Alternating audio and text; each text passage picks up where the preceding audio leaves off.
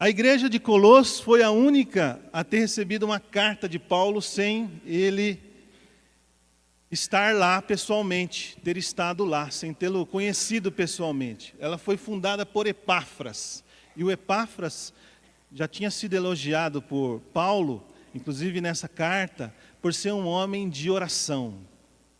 Tremenda oração, ministério. E ele plantou outras comunidades ali perto de Colossos, Laodiceia e Hierápolis, nessas cidades, né? Colossos ficava onde hoje é a Turquia. Era povoada na sua maioria por judeus, mas o povo local ali, os frígios, cultuavam uma deusa chamada Cibele, a deusa mãe da Ásia. Por que é importante a gente saber isso? Porque os novos convertidos em Colossos recebiam essa herança do legalismo do judeu, da lei judaica e do misticismo pagão que vinha desse culto a essa deusa. E um grupo entre esses novos convertidos se considerava mais espiritual. Ele se considerava acima dos outros irmãos.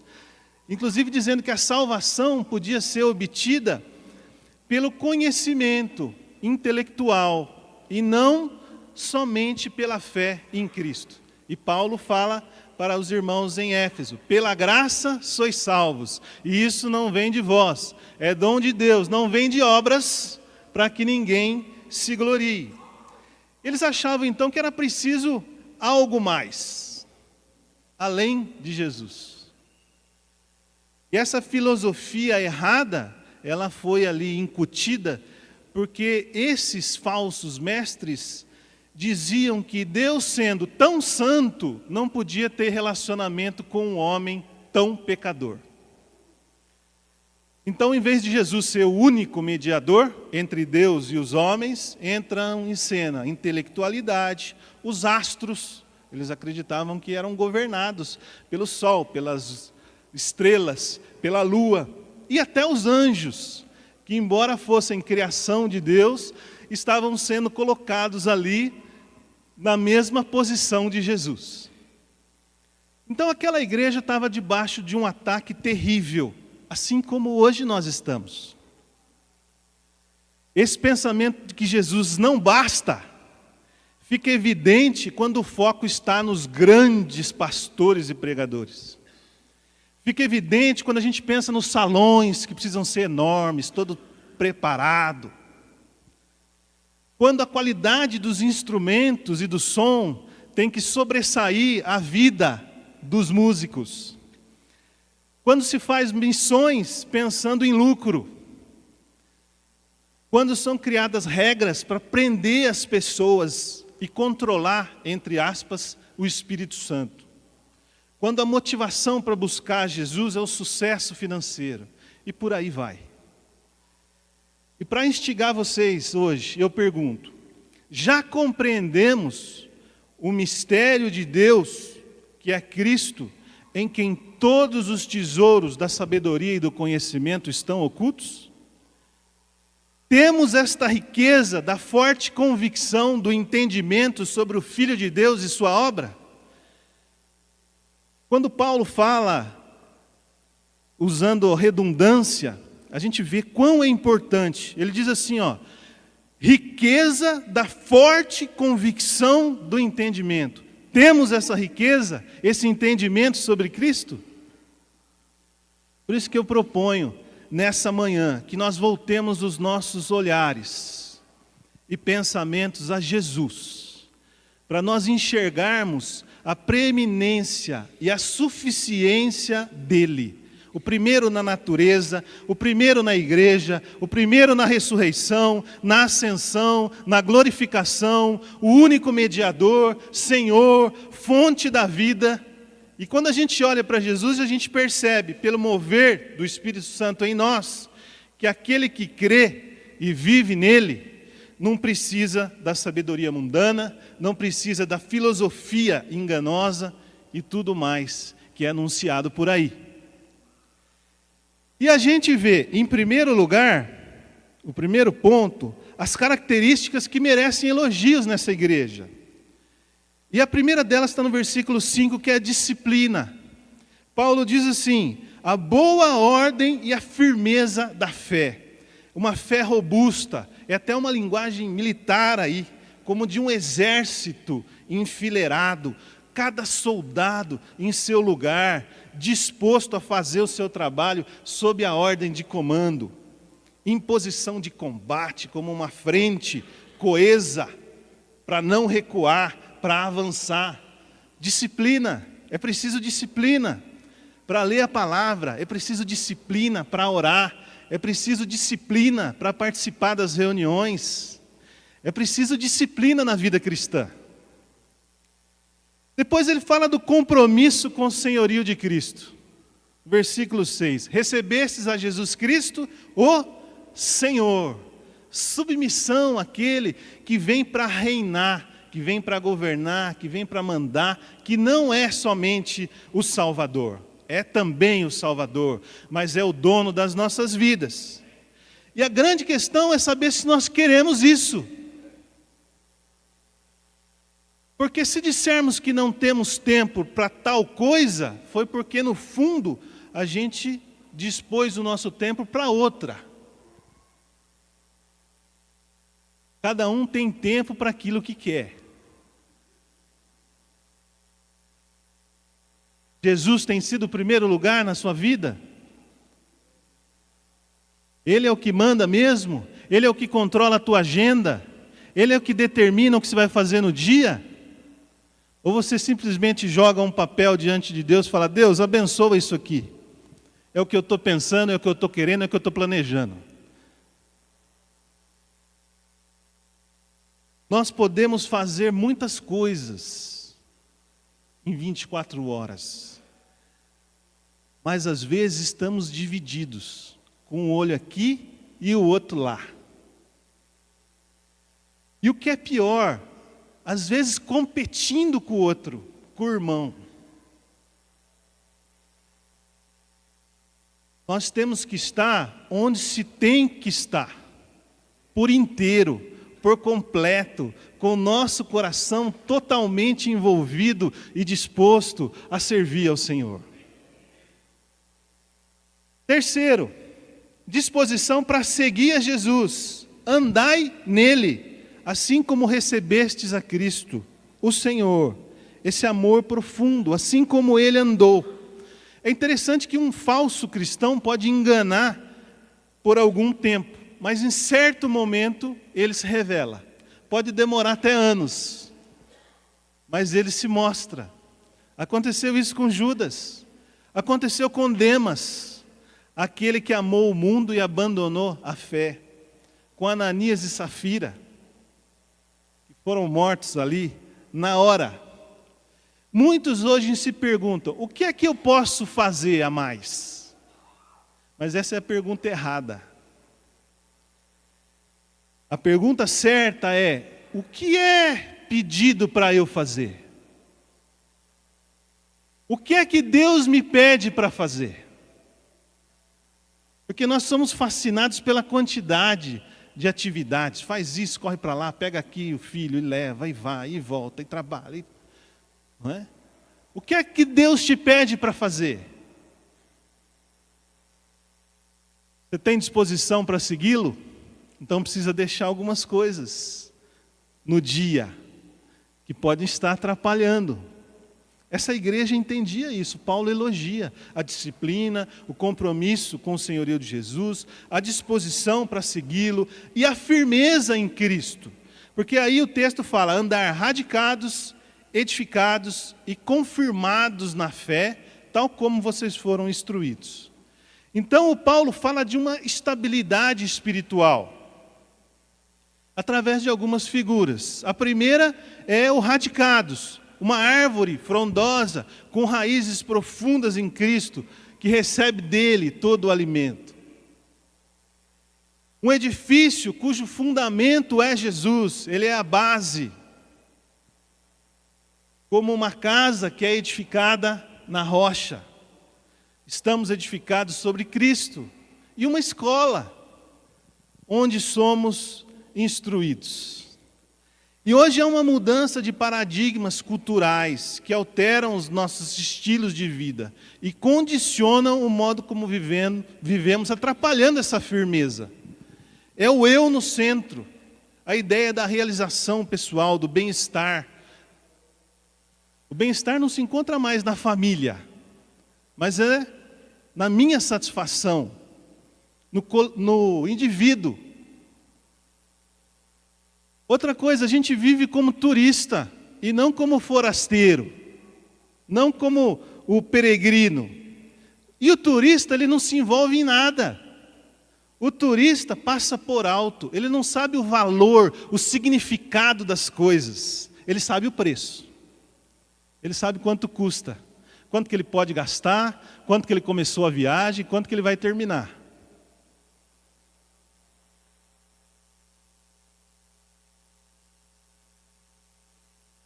Gratidão a Deus é outra característica dessa igreja.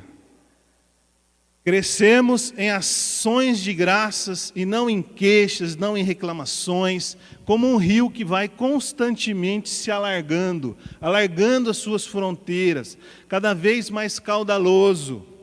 Uma fonte aberta que vira um oceano, uma fonte dentro de nós que vira um oceano. Agora que eu fui para Portugal, já está a completar quase um mês, eu, em vez de reclamar por algumas coisas, eu comecei a dar graça. Deus, eu te dou graça porque eu vou viajar sozinho.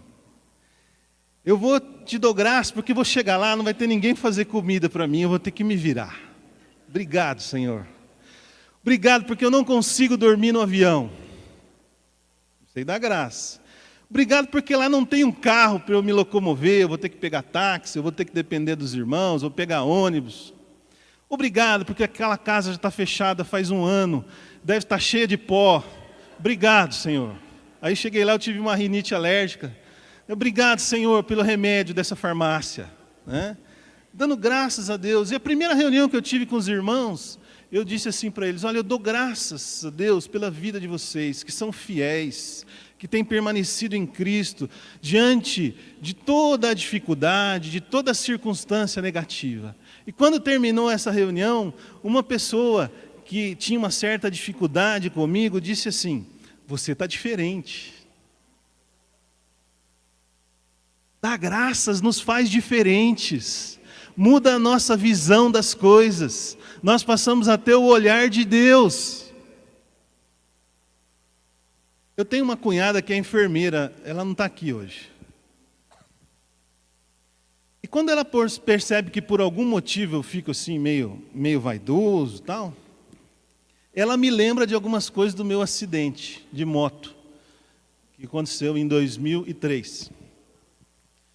Semana passada a gente estava jantando junto, ela disse assim, você sabia que você teve uma parada cardiorrespiratória e precisou ser animado? Reanimado, né? Outra coisa, você recebeu o limite máximo de bolsas de sangue que alguém poderia.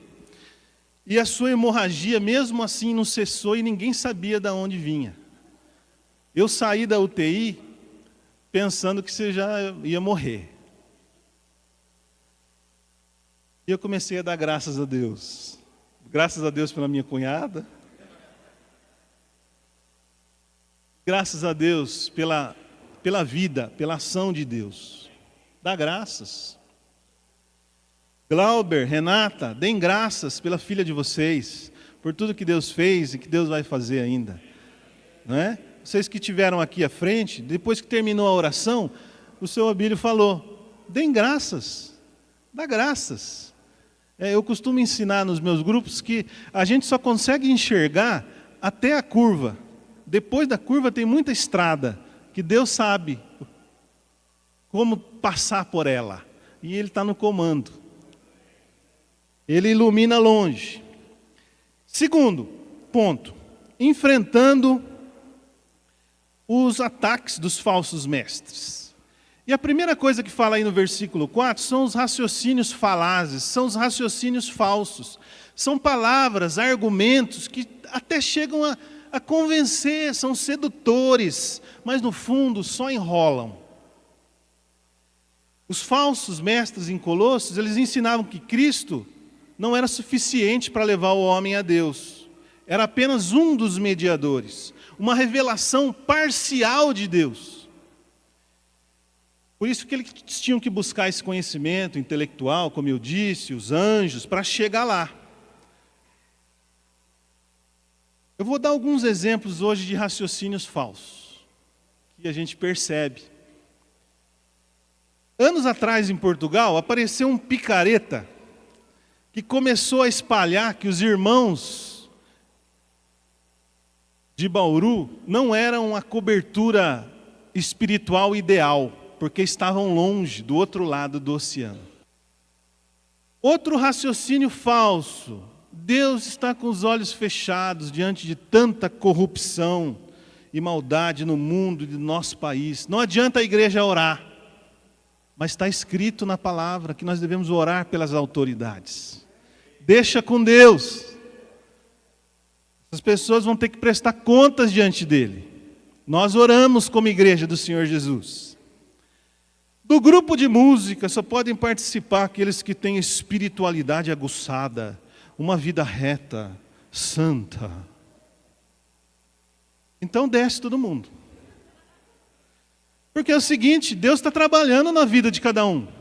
Eles têm problemas, dificuldades, erram, se arrependem, são perdoados. Aqui não tem levita, gente. Levita é no Velho Testamento.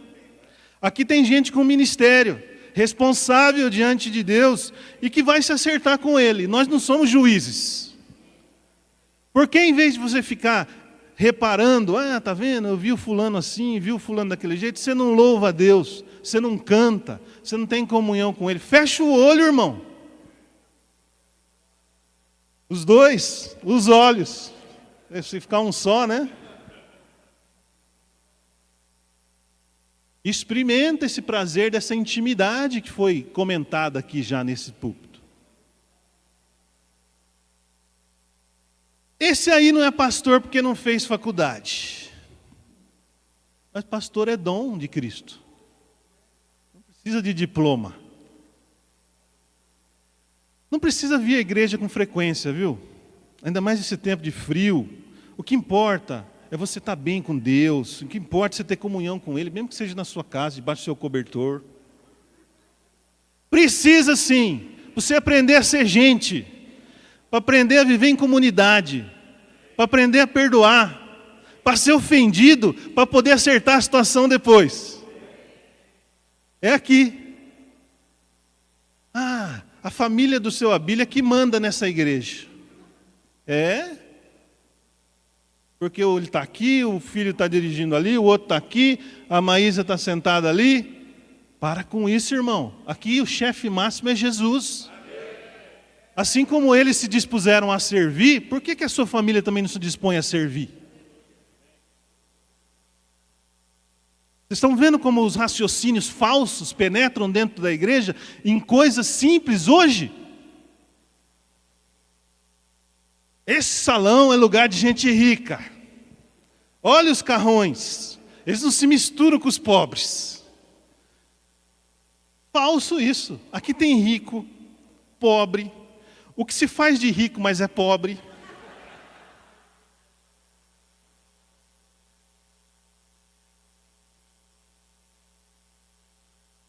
Pequei agora, né? Perdão, Senhor. E o que realmente é rico, olha que eu vou dizer uma coisa para você. O que realmente é rico, e você nem imagina que ele é rico. E você olha e fala assim, isso aí, rico, hein, ó. Porque aqui é lugar de Cristo, e é lugar de pessoas redimidas por Ele. Rico, pobre, preto, branco, seja que cor for. E qual o saldo bancário? Depois no versículo 8 fala de falsas filosofias que desviam as pessoas da verdade, escravizam no erro. E aí o Paulo explica, tradições humanas, ensino de homens sem a iluminação do Espírito Santo. Pessoas querem inventar coisas hoje, querem ser diferentes, né?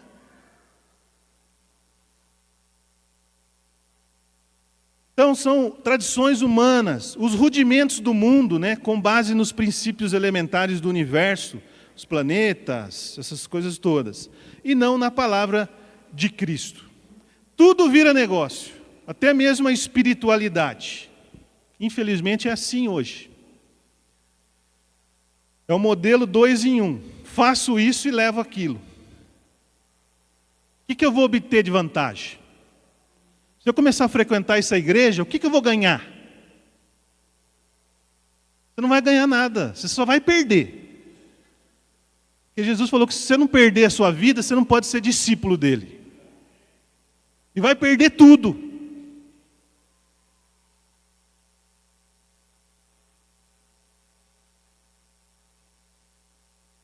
Esse negócio de grupo na casa, isso é besteira. Faz anos que eu ouço o seu Abílio falar sobre isso. Besteira. É bênção, gente.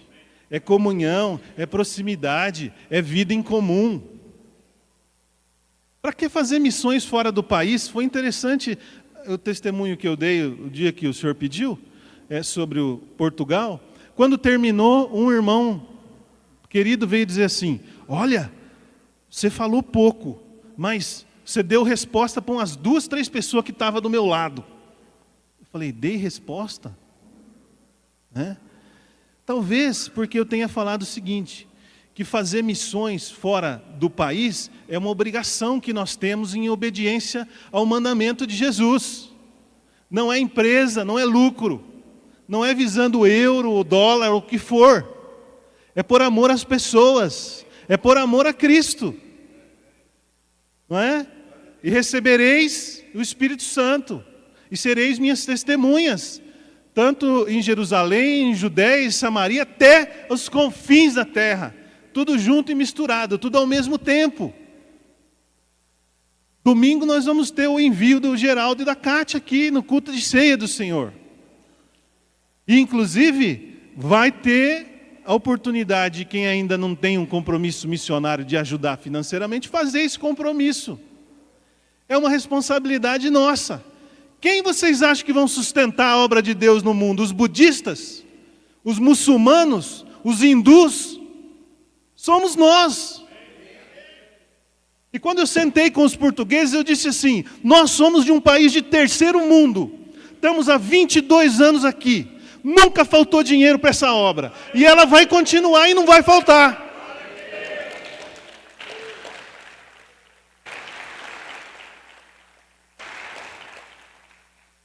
Outra falsa filosofia, se eu fizer discipulado, eu tenho que ficar abrindo a minha vida para os outros, que vai ficar especulando, querendo me controlar.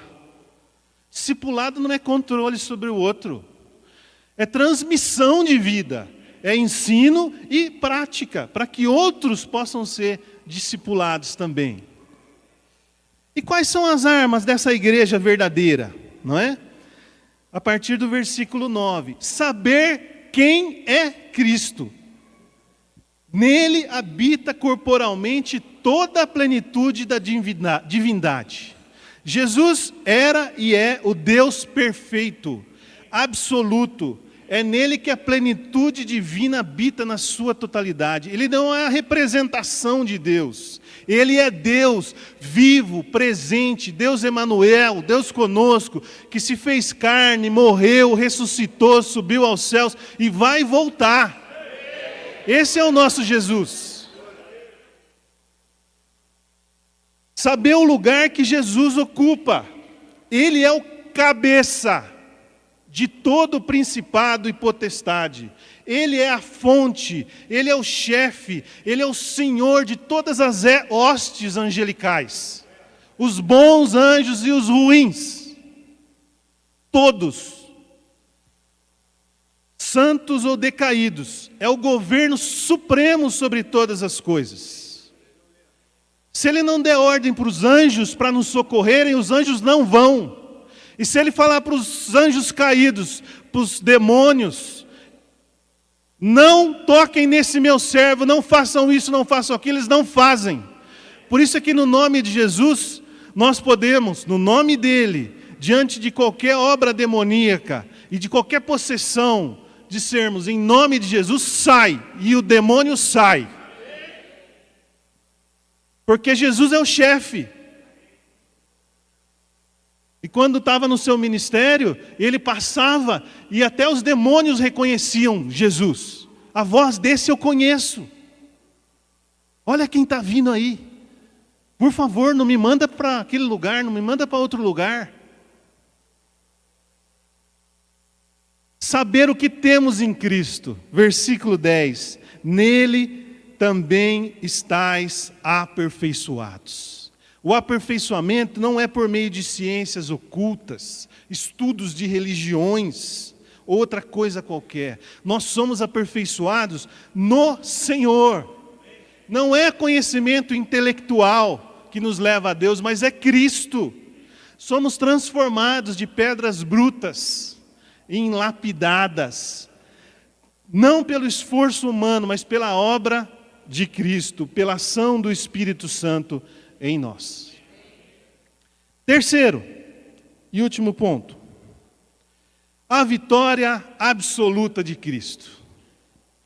Então, até agora eu falei aqui para vocês das características dessa igreja que merece elogios, dos ataques dos falsos mestres que precisam ser enfrentados, e da vitória agora absoluta de Cristo. Isso a gente pode ver através dessas obras grandiosas que Ele fez em favor da sua igreja. A primeira delas é a transformação interior, que está no versículo 11. Nele fomos circuncidados, no despojamento do corpo da carne. O que era a circuncisão? Era um sinal da aliança de Deus com o povo de Israel. E apesar de ser uma operação física, no prepúcio do homem, possuía significado espiritual. Seria como uma marca externa do homem consagrado internamente a Deus. Agora, na circuncisão de Cristo, é feita no nosso coração essa mudança, essa transformação interior, que depois atinge todo o nosso corpo, toda a nossa vida, e nos capacita para vencer o pecado. Você já foi circuncidado no seu coração? Você já deixou Cristo mexer ali? Recebemos também uma vida nova, como esses 12 que passaram pelas águas no último fim de semana. Sepultados, ressuscitados mediante a fé no poder de Deus. Identificados com Cristo. Tudo o que aconteceu com Jesus, os que já passaram pelas águas, também aconteceu com você. Sepultados com Jesus, ressuscitados com o mesmo poder que ressuscitou Jesus. Deixamos ali as roupas velhas, da velha vida, na sepultura. Estávamos mortos e fomos ressuscitados, renascemos.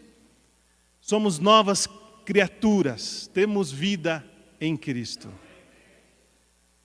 O perdão dos pecados, perdoando todos os nossos delitos.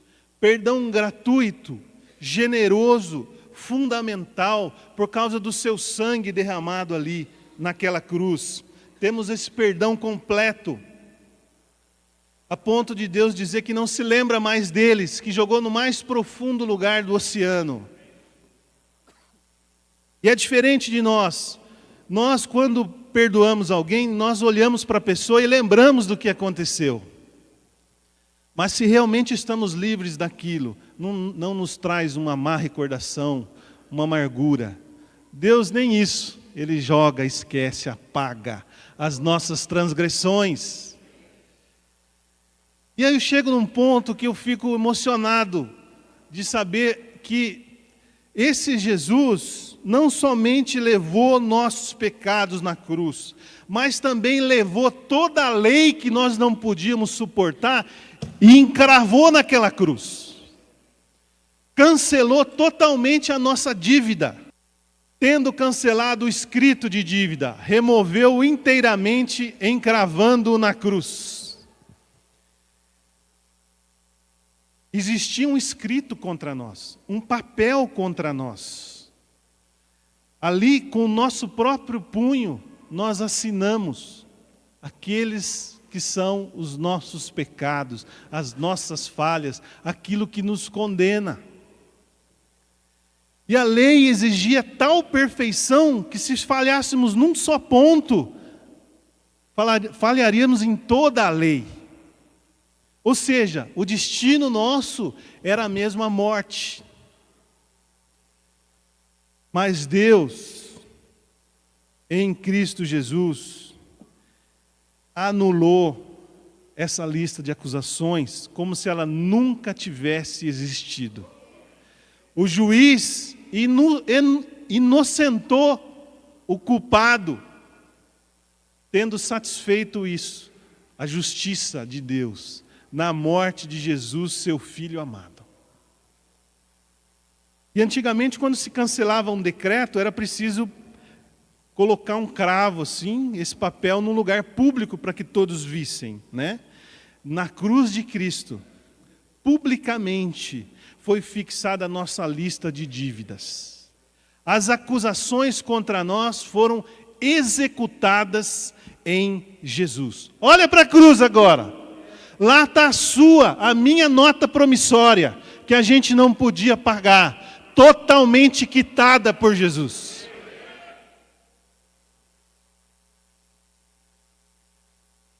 Destruída. O fim da lei é Cristo, para a justiça de todo aquele que crê. E aí Jesus fala, está consumado, está pago, está quitado, eles não devem mais nada. E o inimigo que quer nos acusar, ele chega às vezes e fala, você não vale nada, rapaz, você está fazendo isso de novo. E você confessa ao Senhor, e o seu sangue nos limpa e nos purifica de todo o pecado. Porque na cruz Ele já levou os nossos pecados de ontem, de hoje e os que nós ainda viremos a cometer. E se nos arrependermos, poderemos andar limpos na sua presença. E último ponto, o triunfo final sobre os principados e potestades. Despojando, publicamente os expôs ao desprezo, triunfando deles da cruz. Jesus não somente lidou com o pecado e com a lei na cruz, mas também com Satanás. Tirou do inimigo derrotado as armas, a armadura, quebrou de uma vez para sempre esse poder. Os expôs à vergonha pública e os levou cativos na marcha da vitória. Quando Jesus subiu triunfante para os céus, esses principados e potestades contrários ao seu governo estavam todos ali, passando esse vexame terrível. Porque nada do que eles fizeram foi possível de segurar aquilo que estava no propósito, no plano e no coração do nosso Deus. E não vai ser possível de forma alguma.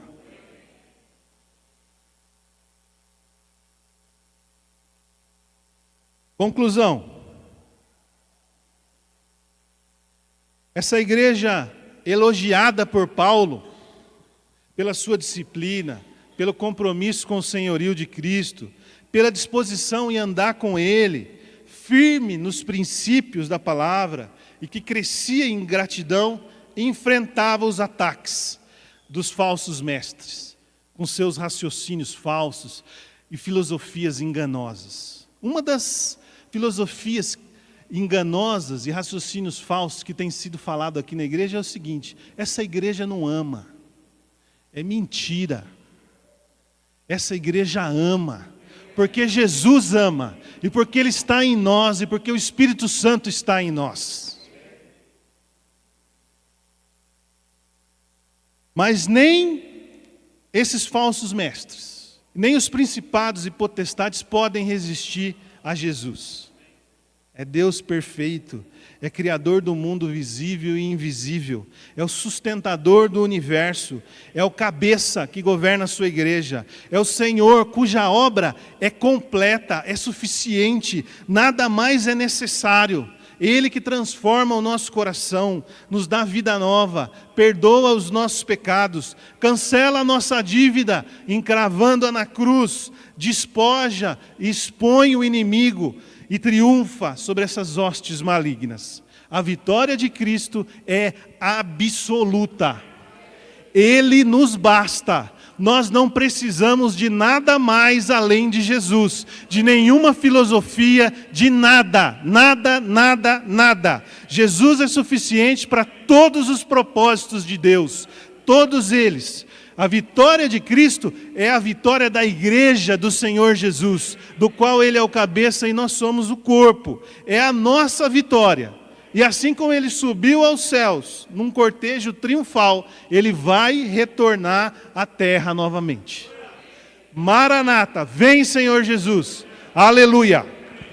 tvcmc.com.br é o nosso canal para compartilhar o Evangelho do Reino de Deus e o senhorio de Jesus Cristo.